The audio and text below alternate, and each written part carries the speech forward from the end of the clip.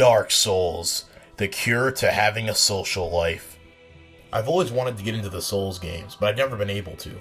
I played like the first 5 hours of Elden Ring and Bloodborne, but never really could get into it. So here we are, Dark Souls 3. We'll be doing the whole thing without looking anything up, and we'll be trying to explain the story without a wiki. I hope you guys enjoy. And here's the thing, literally 100% of you guys who watch my videos are not subscribed, so if you could do that, I'd really appreciate it. I'm trying to hit 1,000 subs by the end of the year. Let's do this. So, there's this place called Lothric, and it's kinda cooked. People try to escape, they die. Dead people come back to life just to fight other dead people, then die. And everything is run down and destroyed. And now that everything is all messed up, it is time for someone new to take the throne. And that person is us. We create our character. I decided to become the assassin just because he looks the coolest, and I start the game. We awaken a fallen soldier in a desolate graveyard, ready to begin our journey. The Cemetery of Ash is essentially the tutorial area of the game. There are these walking zombies all around. They're essentially just target practice for your sword. I also learned how to dodge roll, which is going to be very important, and how to backstep.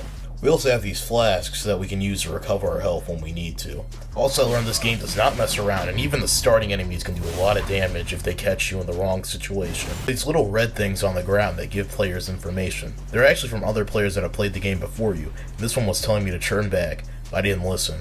I walked into this giant room and I saw there were a bunch of bloodstains on the ground, and then I realized that I wasn't alone. There's this giant crystal dog with me, and let's just say, I didn't last too long against him.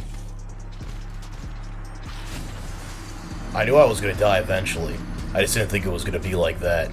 Taking another route, you can actually leave the Cemetery of Ash. It brings you to this nice little mountain range, which is really beautiful to see. I found my first bonfire, which are essentially like the save points of the game. You can rest at them and heal up, but the caveat is that every enemy that you kill will respawn.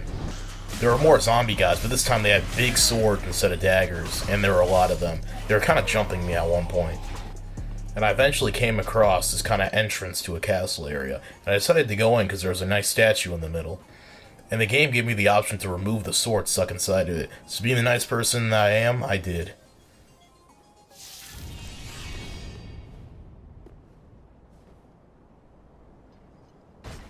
So, apparently, this guy is one of the strongest soldiers in the world, and that sword was the only thing keeping him at bay.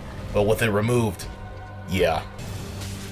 I was actually doing a lot of damage to him, and his attacks weren't that hard to dodge, but I already came in with like almost no health and only one flask, so I knew I was kinda cooked.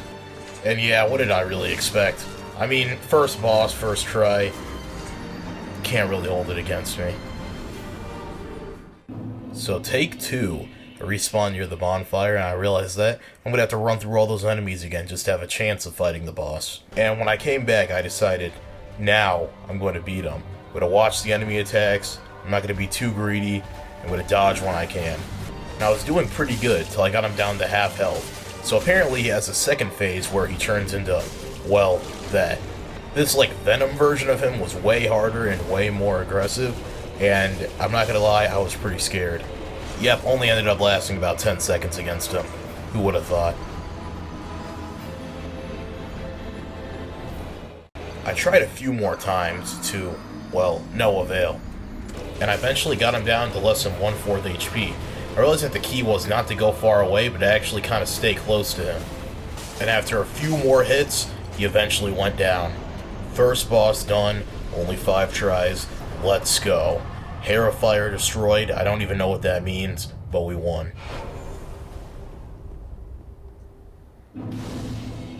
We can now enter the castle that was behind him.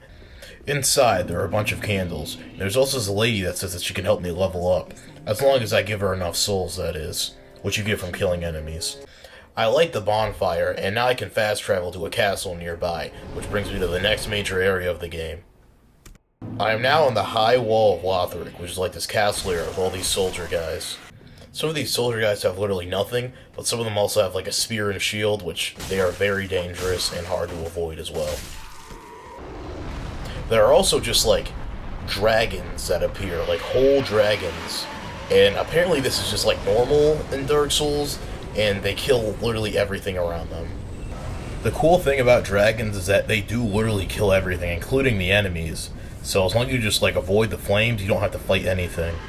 After having a close call with an assassin guy, I did find a bonfire inside of the castle, so it's nice to have the save point.